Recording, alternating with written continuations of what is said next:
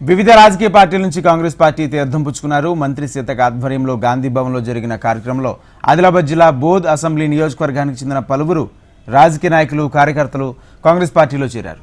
కాంగ్రెస్ పట్ల విశ్వాసంతో ముందుకొచ్చామని వారిని మంత్రి సీతక్క అభినందించారు. అధికారానికి దూరమైన బీఆర్ఎస్ నాయకులు జీర్ణించుకోలేక తప్పుడు ప్రచారాలు చేస్తున్నారని మంత్రి సీతక్క ఆగ్రహం వ్యక్తం చేశారు. బీఆర్ఎస్ నేతలు దిగజారుడు రాజకీయాలను మానుకోవాలని సూచించారు. రైతు భరోసా నిధులను రైతుల ఖాతాలోనే జమ చేస్తున్నామన్నారు. సోషల్ మీడియా వేదికగా బీఆర్ఎస్ నాయకులు పనిగట్టుకుని తప్పుడు ప్రచారం చేయడం బాధాకరమన్నారు.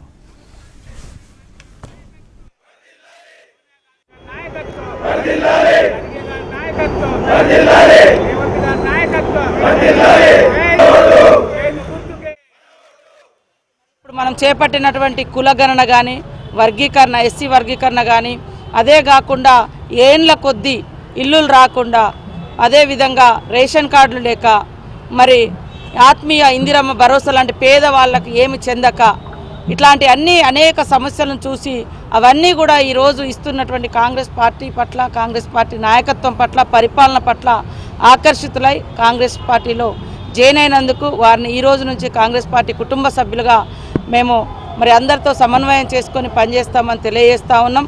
ఈరోజు యొక్క జైనింగ్లో మా పిసిసి అధ్యక్షులు అదే ఉండాల్సింది ఉండే, అనుకోకుండా కొద్దిగా ప్రోగ్రాం లేట్ అవ్వడంతో వారు వేరే పని నిత్య వెళ్ళడం జరిగింది. అదే కాకుండా రాష్ట్ర ప్రజలకు కూడా ఒకటి విజ్ఞప్తి చేస్తూ ఉన్నాం. ఈరోజు సంవత్సరాల తరబడి పెండింగ్లో ఉన్నటువంటి అనేక సమస్యలను పరిష్కరించుకుంటూ ప్రజలకు ప్రజారంజక పాలన అందించే విధంగా సీఎం రేవంత్ రెడ్డి గారు ఆర్థిక ఇబ్బందులున్న, అప్పుల పాలై ఉన్న, మరి ప్రజలకు ఇచ్చినటువంటి వాగ్దానాలు నెరవేరుస్తూ ఉంటే సహించలేక మేము ఉచిత బస్సు పెట్టిన కాడి నుండి మొదలు పెడితే ఈరోజు రేషన్ కార్డులు ఇచ్చేంత వరకు ఏ స్కీమ్ వచ్చినా దాని మీద ఉల్టా ప్రచారం.